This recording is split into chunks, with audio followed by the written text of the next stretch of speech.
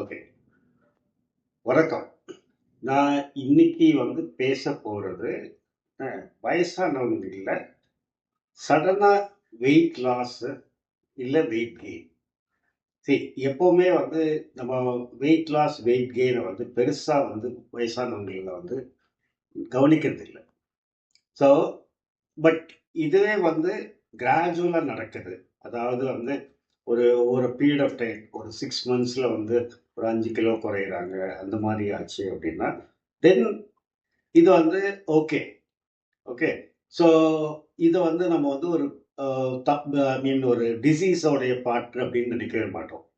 Okay. இதே problem wait கெயின்லயும் தான் கிராஜுவலா நடக்குது அப்படின்னும் போது, ஃபார் எக்ஸாம்பிள் பேஷண்ட்ஸ் கொஞ்சம் கொஞ்சம் மோட்டிவேட் ஆயிட்டாங்க, கொஞ்சம் தெம்பாயிட்டாங்க அப்படின்னா ஆட்டோமேட்டிக்கலி கொஞ்சம் சாப்பிட ஆரம்பிச்சிருவாங்க. ஸோ பட் இதில் ரிஸ்க் என்னன்னா, பெட்ரிடன் பேஷண்ட்ஸில் இந்த மாதிரி வெயிட் கெயின் வர வர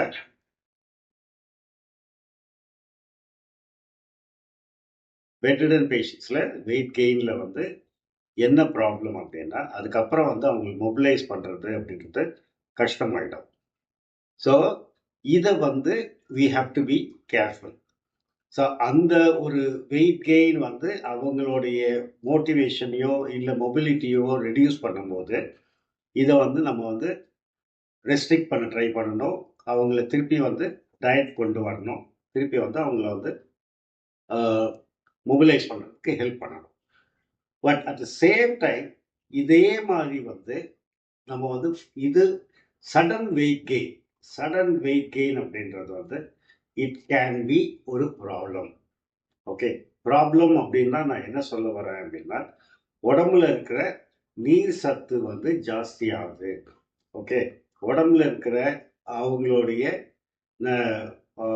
ஈதர் ஹார்ட்னாலேயோ சரி, கிட்னினாலேயோ சரி, அவங்களுடைய உடம்புல நீர் வெளியேறது கொஞ்சம் கஷ்டப்படுது. ஸோ அதனால அவங்களுக்கு உடம்புல தண்ணி சத்து ஜாஸ்தியாகி உடம்பு கொஞ்சம் வெயிட் ஜாஸ்தியாக ஆரம்பிச்சிடும்.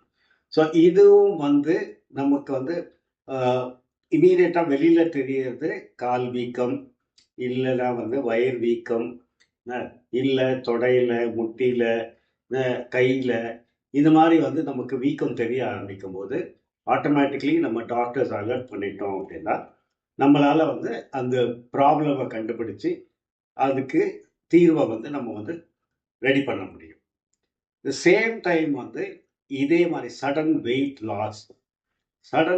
லாஸ் எப்போவுமே நான் சொல்றது ஒரு 4 வாரத்தில், ஒரு 6 வாரத்தில் திடீர்னு ஒரு 5 கிலோ இல்லை 10 கிலோ குறையிறாங்க அப்படின்னா always we will think about malignancy. Okay. So malignancy அப்படின்றது ஏதாவது ஒரு புற்றுநோய்க்கான அறிகுறியாக இருக்கலாம். ஓகே. ஸோ மோஸ்ட்லி வயிறு சம்பந்தப்பட்ட புற்றுநோய்கள், அதாவது வயிற்றுலையோ இல்லை கணையத்திலையோ இல்லை பித்தப்பையிலையோ இல்லை பெருங்குடல்லையோ இருக்கிற புற்றுநோய்கள் டெஃபினட்டாக வெயிட் லாஸோட ரொம்ப அசோசியேட் ஆகும். ஓகே. ஸோ கிரானிக், அதாவது ரொம்ப நாளாக வெயிட் குறைஞ்சு வர்றவங்க, இவங்களுக்கு இது சாப்பிட்ற அளவு குறைஞ்சு ரொம்ப ஒரு ஓவர பீரியட் ஆஃப் டைம் ரொம்ப வெயிட் குறையும் போது என்ன ஆகுது அப்படின்னா, அவங்களுடைய எதிர்ப்பு சக்தி குறைஞ்சிக்கிட்டே வரும். இந்த எதிர்ப்பு சக்தி குறைய ஆட்டோமேட்டிக்லி நோய் ஈஸியாக அஃபெக்ட் பண்ணக்கூடும். அதனாலேயே அவங்களுடைய ஹெல்த் ரொம்ப பாதிக்கப்படும். இன்னும் அவங்களால பெட்லேருந்து எந்திரிக்க முடியாத ஒரு ஸ்டேஜுக்கு போகும். ஸோ இதை மாதிரி weight loss and weight gain நம்ம நோட்டீஸ் பண்ணும்போது உடனே நம்ம ஃபிசிஷியன்கிட்ட இன்டிமேட் பண்ணால் நமக்கு அதோடைய பேசிக் காரணம் என்ன அப்படின்னு கண்டுபிடிச்சி அந்த காரணத்துக்கு நம்ம ட்ரீட்மெண்ட் பண்ண ஆரம்பிக்கிறதுக்கு வாய்ப்புகள் கிடைக்கும். தேங்க்யூ.